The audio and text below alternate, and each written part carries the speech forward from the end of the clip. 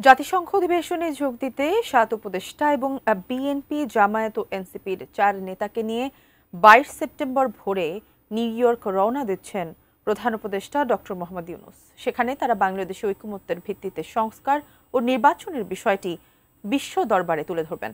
বিকেলে foreign service একাডেমিতে এ ব্যাপারে বিস্তারিত জানান পররাষ্ট্র উপদেষ্টা মোহাম্মদ তৌহিদ হোসেন।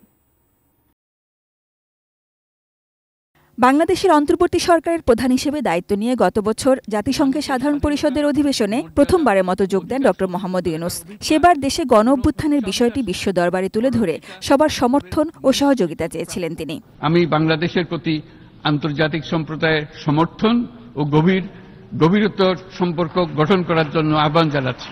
এবার জাতিসংঘ অধিবেশনে প্রাধান্য পাবে গত প্রায় ১৪ মাসে তার নেতৃত্বে অন্তর্বর্তী সরকারের কার্যক্রমগুলো, বিশেষ করে ঐকমত্যের ভিত্তিতে সংস্কার ও আসন্ন নির্বাচন আয়োজনের বিষয়গুলো বিশ্ব দরবারে তুলে ধরতে। তার সঙ্গে এবার প্রথমবারের মতো প্রতিনিধি দলে থাকছেন রাজনীতিকরাও।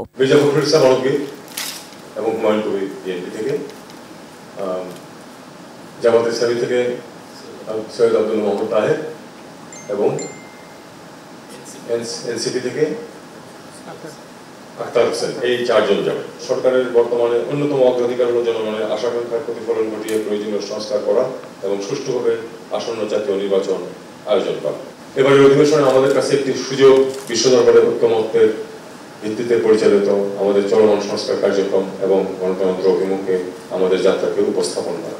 ফরেন সার্ভিস একাডেমিতে পররাষ্ট্র উপদেষ্টা মোহাম্মদ তৌহিদ হোসেন জানান, ২ অক্টোবর পর্যন্ত নিউ ইয়র্কে থাকবেন প্রধান উপদেষ্টার নেতৃত্বে বাংলাদেশ প্রতিনিধি দল। এর মধ্যে মার্কিন প্রেসিডেন্ট ডোনাল্ড ট্রাম্পের অভ্যর্থনায় অংশ নেওয়া সহ বিভিন্ন দেশের রাষ্ট্র ও সরকার প্রধানের সঙ্গে দ্বিপাক্ষিক বৈঠক হবে তার। মূল অধিবেশনের পাশাপাশি তরুণ এবং রোহিঙ্গাদের নিয়ে আলাদা আয়োজনে বক্তব্য রাখবেন প্রধান উপদেষ্টা। প্রতিনিয়ত বিশ্বের বিভিন্ন প্রান্তে নতুন নতুন সংকটের উত্থানের পরেও সরকারের তৎপরতার কারণে রোহিঙ্গা সংকটে যে বিশ্বব্যাপী আলোচ্য সূচিতে পিছিয়ে পড়েনি, প্রথমবারের মতো এই বিষয়ে জাতিসংঘের উচ্চ পর্যায়ের সভার আয়োজন এবং স্বয়ং জাতিসংঘ মহাসচিবের সফর তারিখ। জাতিসংঘের ৮০তম বর্ষপূর্তিতে ২৩ সেপ্টেম্বর শুরু হবে জাতিসংঘ সাধারণ পরিষদের এই অধিবেশন। বাংলাদেশ প্রতিনিধিরা নিউ ইয়র্কে গেলে অনাহুত পরিস্থিতির শঙ্কা থাকলেও নিরাপত্তা নিয়ে শঙ্কা নেই বলে জানান পররাষ্ট্র উপদেষ্টা।